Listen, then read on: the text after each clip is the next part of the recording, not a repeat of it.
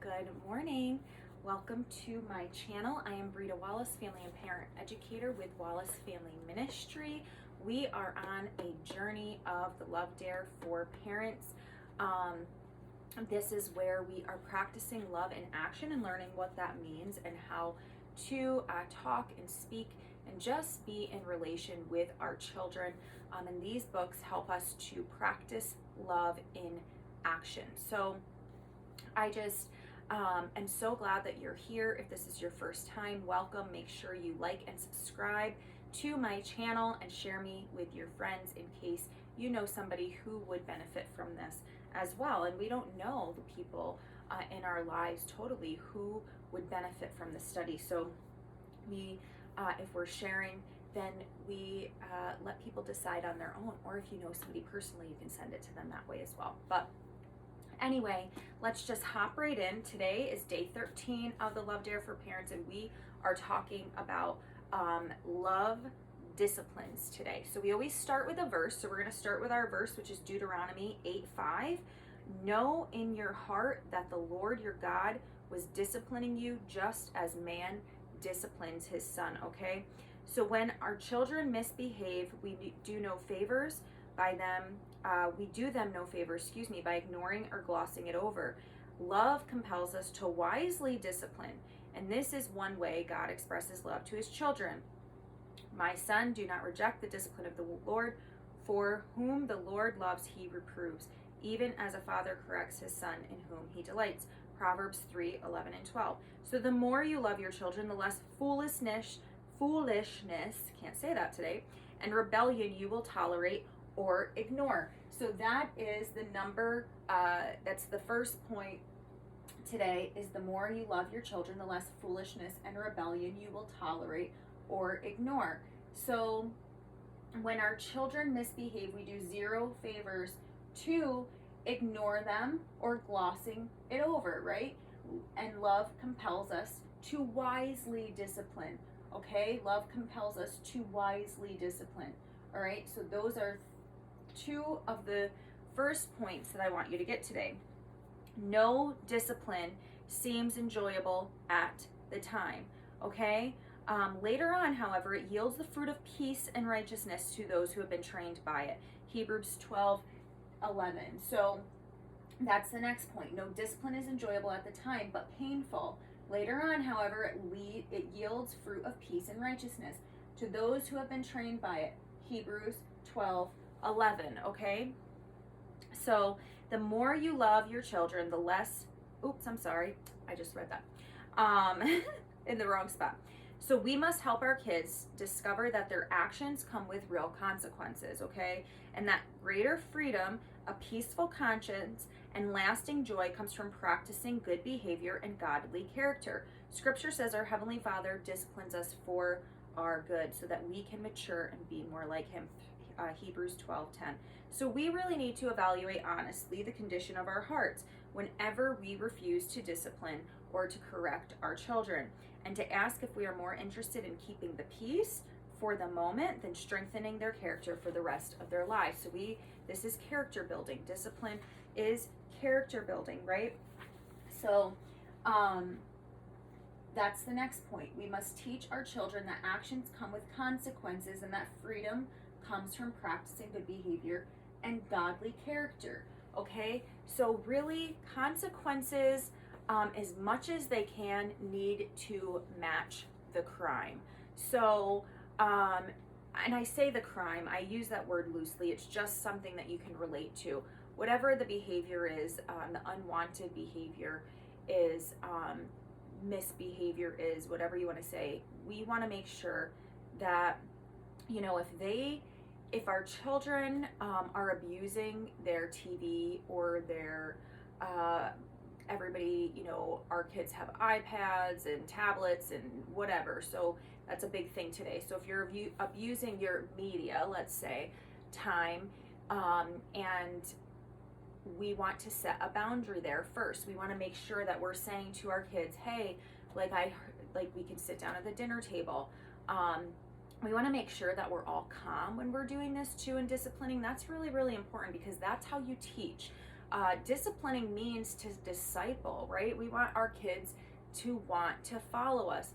Yeah, discipline is not always, well, it's not at all without pain. They're going to experience some pain. So, like taking their iPad away, or their tablet or TV privileges for the rest of the day, that's going to be painful to them.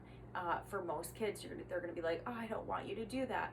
But if we're abusing that, then we want to make sure that it's matching what happened, right? So if they are abusing that time, or if they're not playing with a toy correctly, we want to make sure that we are setting the boundary first. We don't want to just say, oh, you abused your privileges and now you're not going to get them for the rest of the night. You can absolutely do that if you can do whatever you want, really, but yes, you can do that if you set the boundary first. Hey, like, I've noticed that you've been having a hard time this week getting off your tablet when it's time for dinner, and I'm asking for you to help me set the table.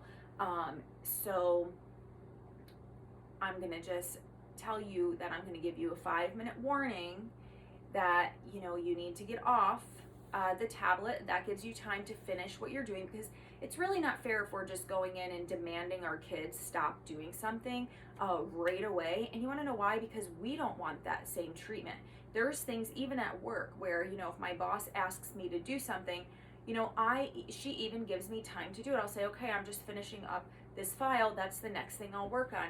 We don't necessarily stop what we're doing and drop everything and go running to the next thing. We want to finish what we started first, and we want to make sure that we're respecting that in our kids too. So if they're on a game that they're doing, 5 minutes is plenty of time. Maybe they need 10 minutes, or you want to give them 10 minutes, that's fine. But 5 minutes is plenty of time for them to save where their place, where they can go back later, or just finish something up that they're doing really quick, pausing a movie or a show that they're watching that they can pick up later, whatever it is. But we want to make sure that we're giving them time. So I'm going to give you a 5-minute warning. This is just an example. And if you have a hard time tomorrow, then you're going to lose that privilege for the rest of the night, or 2 days, whatever you want that to be. But see, that matches the you're taking away the iPad, you're taking away their media because they're abusing their media privileges, right? Media is a privilege, so they're abusing the privilege, and that's what that's their consequence. It has to do with what is being abused. Okay, so we want to make sure that our discipline is fair too, because kids understand that. There's no reason why we have to be so harsh and yelling and with bad body language and tones of voices and giving our kids a lot of attitude when we're doing that to them. It's disrespectful, and they're going to be disrespectful back to us when they're not talked to respectfully, and that's where they learn to be disrespectful. Oftentimes is that when they're learning, they're giving it back to us. And a lot of times people will say, oh man, your child is just like you when you were a kid. They talk just like you or something, and you have to think, well, where are they getting that from? Well, they're getting it from me because I'm talking to them that way, or I'm talking to somebody else in the home that way, right? So we have to be careful. We have to bridle our tongues, like we learned over the past few days of this study. And we have to really make sure that we are being respectful. Just because our kids are misbehaving doesn't mean that they don't deserve respect. Everybody deserves respect. The environment, our trees, our flowers, they deserve to be able to thrive in their environment. Children, people deserve to be able to thrive in their own environment, okay? So we want to make sure we're being respectful. Everybody deserves respect. People, things, animals deserve respect, and we want to make sure that we're giving that to them. And it doesn't matter if they're 2 or 20 or 40 or 60 or 80 or 100. and have dementia, right? We want to make sure that we are respecting people no matter what age they are, and we can still deliver discipline respectfully and wisely, and gently and calmly, right? And if we can't do that, then we can revisit later when we are calm. So we want to make sure that we are just delivering consequences that make sense to kids, because even they're going to get upset about it, I'm sure, probably, but in their head, that's where all those that's not fair. Well, your kids are going to stop saying that when you give them consequences that are fair. When you tell them ahead of time, like, this is the boundary, this is what's going to happen. Like, I've noticed that this has been hard for you, and you have been giving me a lot of pushback about, coming and helping me set the table when I'm asking you to get off of your tablet, right? So, or stop playing your video game or whatever it is. And this is what's going to happen in the future tomorrow if this continues, if this happens again tomorrow, and this is what's going to happen in the future, is that you're going to lose this privilege for a day or two or whatever you want. And they're going to think, well, that is fair because I'm abusing this privilege. And you explain, like, this is, I will give you time to finish up what you're doing, and then you need to turn it off. You can even, the wise thing to do would be to give them a timer. Like, here is a timer. We have a timer bear. Half the time I don't know where it is, which is very frustrating for me because I specifically bought it for situations like this, and then it ends up disappearing. But that's another time, a topic for another time. But putting on a timer and saying, this is, you have 5 minutes to do this or whatever, and then I expect that you listen to what I ask you to do, because we're a family and we all pitch in, and I need you to set the table, whatever it is. And they're going to think, and they might not like it, they might be like, oh, this stinks, but they get to make the choice. Now you're leaving the ball in their court. It's their responsibility to make the right choice. If they don't, then there's the consequence. We're telling them first what the consequence is going to be, and then we are making sure that we're consistent with that consequence. We're setting that boundary for our kids, and we have to make sure that we follow through with that too. So we set the boundary, we follow through, and we our kids, that's fair to them, because we're not just flying off the handle and getting mad and saying, you're not doing this for the rest of the week or whatever. We're setting a boundary. We're giving them the choice to make the decision and to be responsible. And it's helping them to learn, what fair boundaries are and what consequences are, and that, they're going to have them in life, right? If you don't finish something that your boss asks you to do, there's often a consequence, right? And the boss doesn't necessarily say, okay, you're fired. You didn't do this, so you're fired, or you didn't get to this, you're fired. They come and they talk to you about it first. So, hey, tell me what's going on. Okay, well, I really need you to meet this requirement of the job, and this is what's going to happen if this continues. Maybe you're going to get it written up. Maybe you are going to get terminated, So this is the way that people approach situations in many, many areas of life, and this is the appropriate way to approach discipline. So consider the level of God's discipline, right? He exhorts and he instructs us clearly while sharing with us the consequences of disobedience beforehand, okay? So he does this. We are called to do this as well. If we resist, he warns or rebukes us. Then he will also lovingly chasten and scourge us with painful and appropriate consequences when we rebel. He's patient, but he's never a pushover. And as parents, we do not want to be a pushover.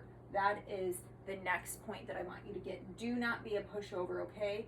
And the next point after that is nurture includes teaching clear instructions and chastising when rules and boundaries are broken, okay? And we want to make sure that we do that fairly. If you are spiritual and godly and you believe in God and you look back into through the Bible at biblical times and how God disciplines, what he does makes sense with what the people are doing, right? It makes sense. His discipline, his consequences always match the crime. And a lot of times there are certain things that we don't need to control, and we don't need to argue and cause this conflict with our children about, like, for one, putting a coat on if it's cold outside and they're really giving you pushback. Well, I'm gonna sneeze. Oh, excuse me. I think I'm done. Sometimes it goes on for a while. Okay, so like putting a coat on, that's not something that I argue with my child about. Number one, yeah, maybe it's cold outside and they really want to go outside and play.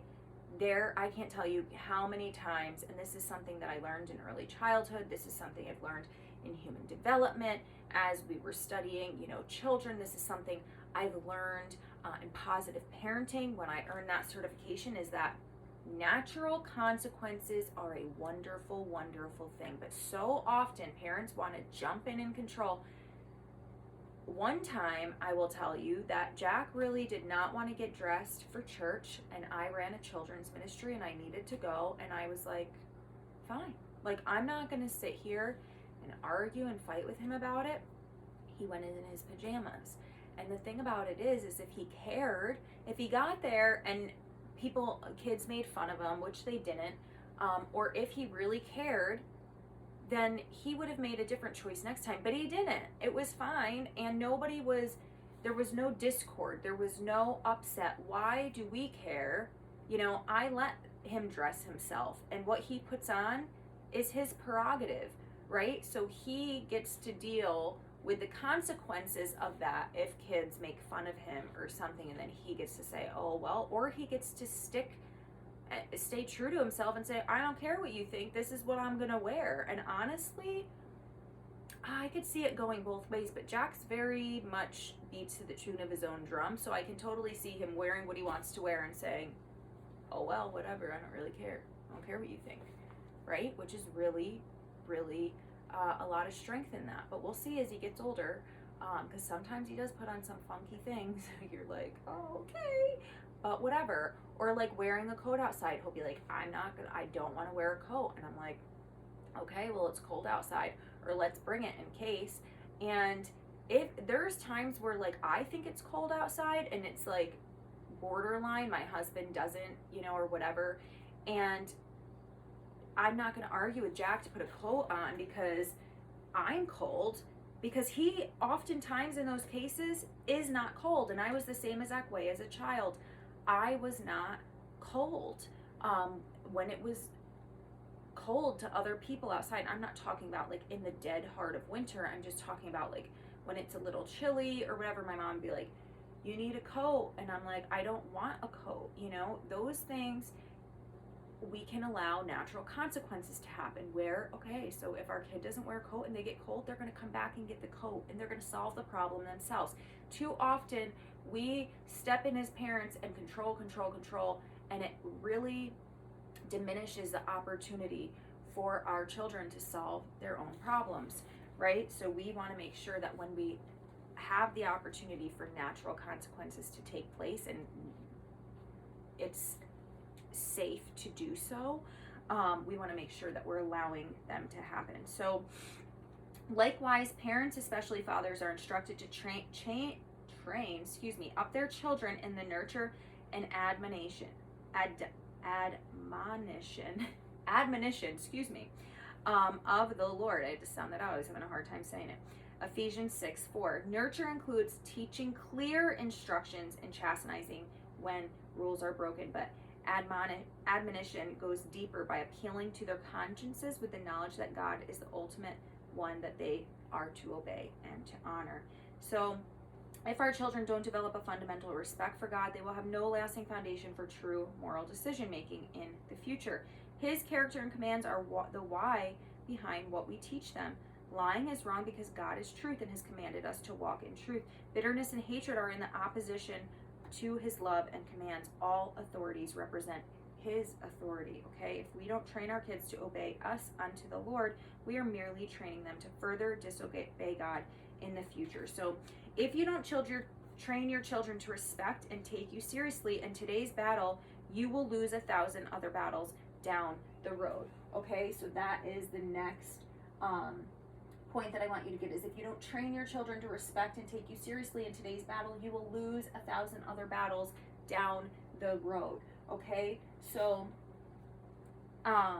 when children sin, love steps in to explain what's wrong and why, okay, to enforce what's best for them, and to boldly confront foolishness and rebellion, to establish clear consequences and boundaries. But we don't want to just spew venom at our children when we're upset with them and say, you know, now this is going to happen. We want to set the boundary, and we want to set the boundary and the consequence clearly to them and say, if this happens again, if this happens next time, this is what the consequence is going to be, and then follow through with it.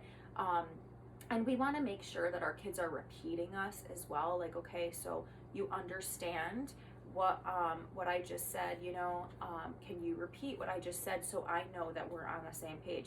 And for my child who has ADHD, like, I have to tell him something 5 times over, because I will tell you, I've been getting in a really big, I kind of got off the habit of repeating, having him repeat back to me what I said, and honestly, he's 4, so it's been not, you know, a long time since I've been doing this anyway, because he literally didn't developmentally have the ability to do this. But now that he's approaching 4.5 and it is a little more developmentally mature, I'm like, okay, can you repeat what mommy said?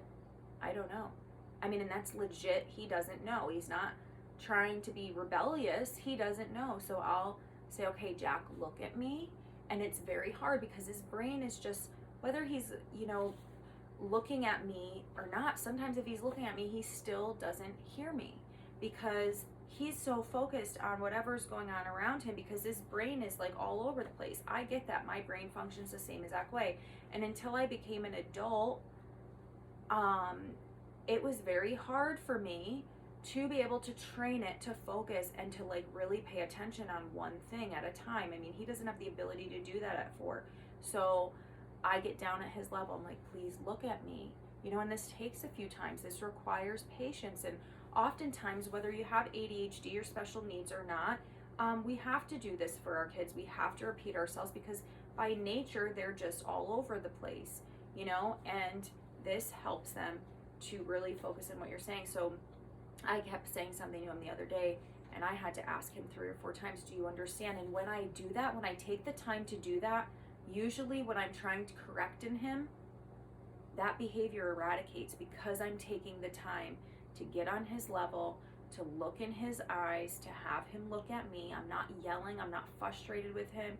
Even when he can't repeat what I said and he says, I don't know, I am compassionate to knowing that he really truly doesn't know, and that this is an area of patience that I, as the adult, need to have with him.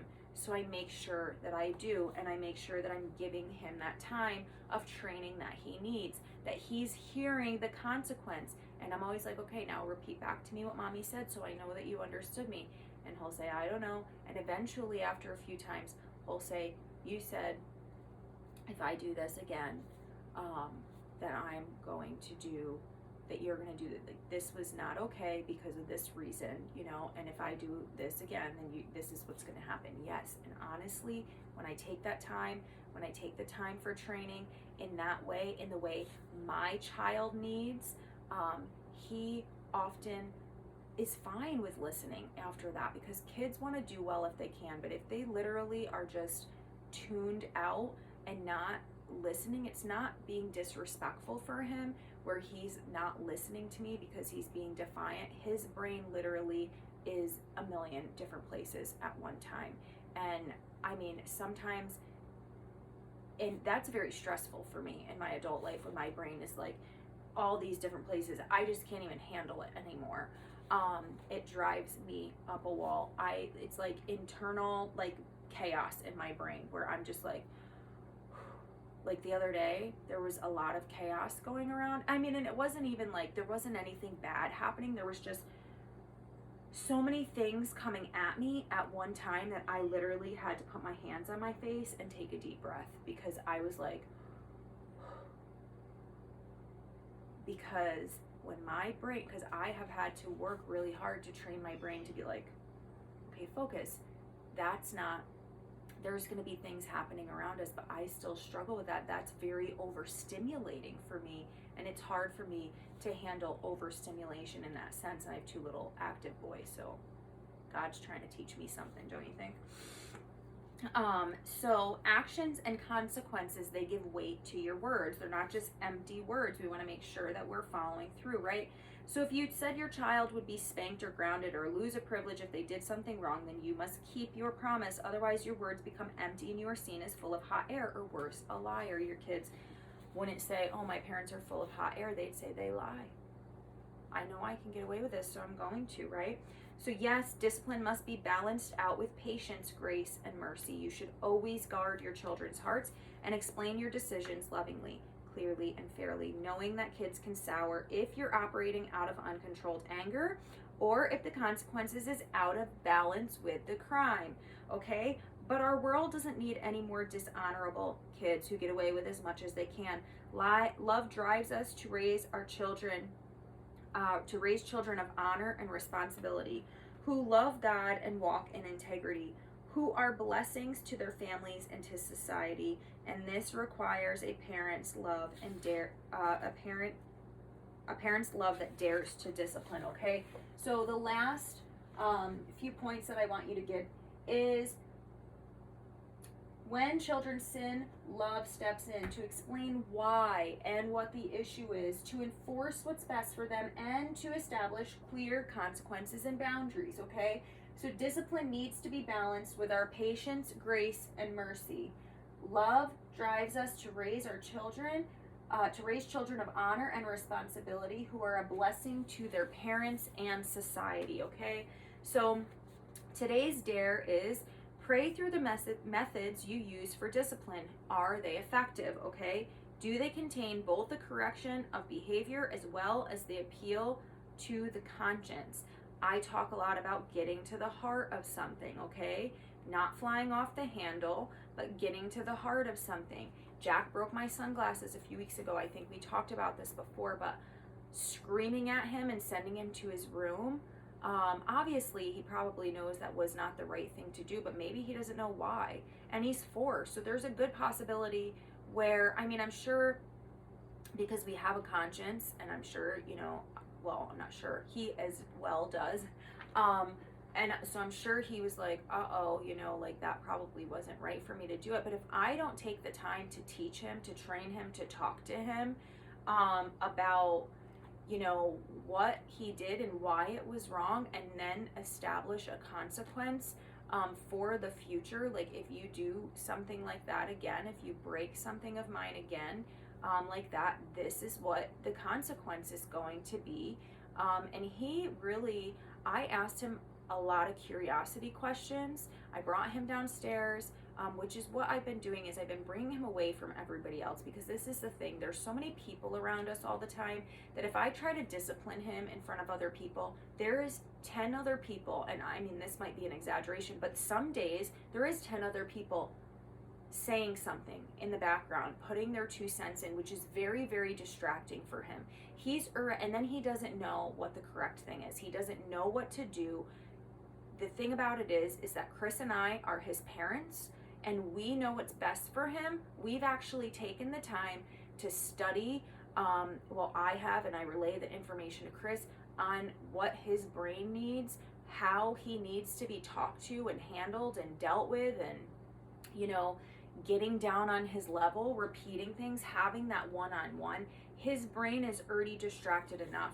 If there's a bunch of people around, number one, it's really not respectful for us to be yelling at our kids or disciplining our kids in front of other people.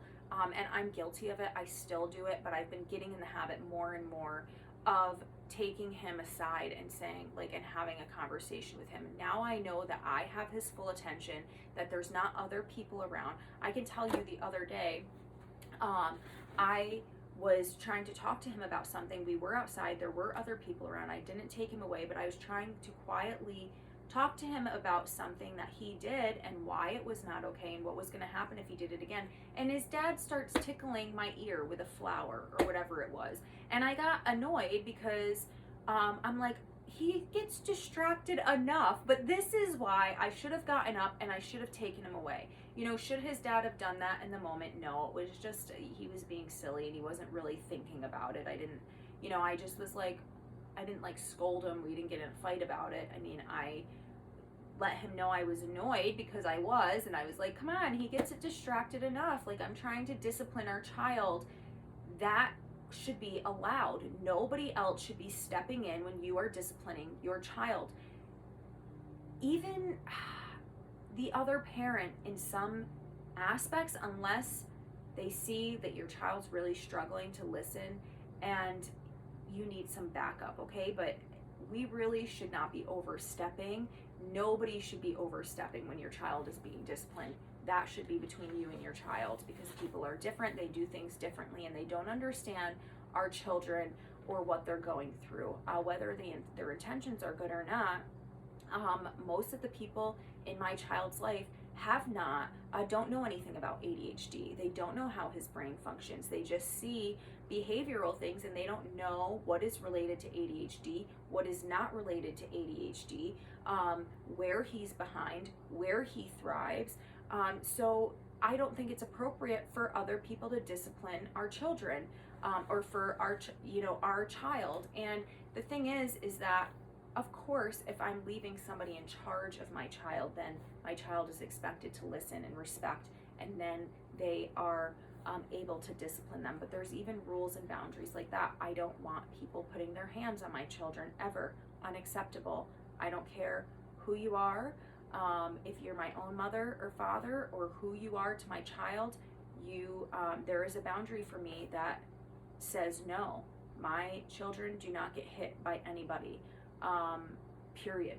It's not something I feel is up for discussion. It's not something I'm arguing about with anybody or even discussing with anybody. Mine and Chris's kids, we agree on that. We don't want people putting their hands on our children, period. So there is just a level of respect there that we feel like we just needs to be upheld and respected, and we just don't feel like that's appropriate. So that's our decision as parents, and the next parent gets to make their decisions and what works best for them and what they feel is best for their kids. But there are boundaries, and when other people are in charge of your kids and disciplining them, you get to set those boundaries too, right? My aunt used to tell me that I could hit her kids with a spoon when we were growing up, and I watched them a lot, and that was what was popular then. Everybody spanked their kids, and I never did. I did chase them with it a few times and be like, I'm gonna spank your butt, when I was a teenager and before I had this school training, and learned what spanking and what negative discipline does to kids and their development, and how it can really have a lot of negative lasting effects. And it's not on all kids, but the studies do show a very high percentage, and I can't remember what it is right now, that kids, are more prone to drop out of high school. They're more prone to not be in the peer groups that you would want them to be in, that their grades suffer, that they lose trust in their parents and the world, that there are so many negative consequences that go along with that kind of corporal punishment and discipline. And there are positive, more effective ways, and those things actually get you temporary results. It's not getting to the heart, and honestly, even if it does change behavior in our children long term, which in most children and in most cases it does not, and these are studies, you can look them up if you want to challenge me on that. If it does create long-term change, which again in most kids it does not, it's because your children are afraid of you, and now they're not coming to you, they're not talking to you. So think about that. If that's the way that you disciplined your kids, and did it change, or did you have to continue to do those things? Well, maybe if you didn't, did they come to you and talk to you when they were a teenager about their tough stuff? You're gonna have a rare occasion where you have one kid that maybe did that, still and had that good relationship with their parents growing up. And I'm saying, everybody says, oh, this is a natural reaction with teenagers. Teenagers don't want to hang out with their parents. They don't want to talk to their parents. They disrespect their parents. This is a teenager thing. No, this is a teenager thing that society created. I have seen plenty of amazing relationships between teenagers and their parents when there is a level of mutual respect, okay? And that really needs to be established, where these teenagers are really, really well behaved, and they're less apt to make dumb decisions when it comes to like serious things that, you know, have serious consequences, because they have this good connected relationship with their children. And it's up to the parents, it's up to us to establish that relationship. It's not up to our teenagers, it's not up to our children, it is up to us to do things to connect with them. So our dare today is pray through the methods that you use for discipline. Are they effective? Do they contain both the correction of behavior as well as an appeal to the conscience? Purpose to use direct but fair discipline in the future, and make efforts to balance your actions with the goal of honoring the Lord. So that is it for today. I thank you for tuning in. I love you guys. God bless and take care. And I will see you tomorrow for day 14 of the Love Dare for Parents. Take care. God bless.